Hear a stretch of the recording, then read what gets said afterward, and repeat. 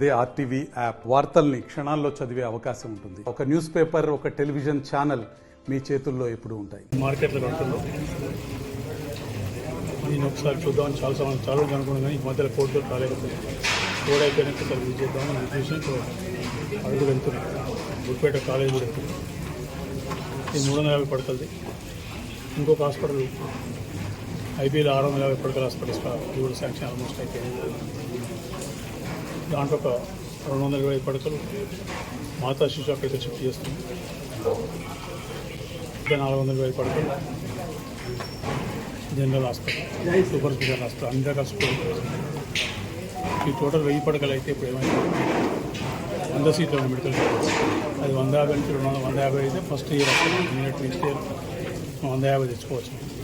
ఒక 2-3 ఇయర్స్ మనం hospital complete అయిపోతే 200 వరకు వస్తుంది.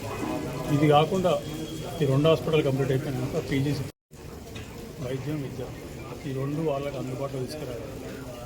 వాళ్ళ జీవితాల్లో మార్పు వస్తుంది. ఆలోచన కూడా చేస్తున్నాం.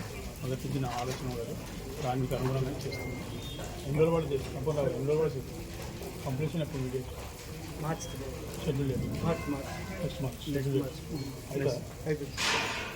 నెక్స్ట్ మార్చ్ వరకు కంప్లీట్ అయిపోతుంది.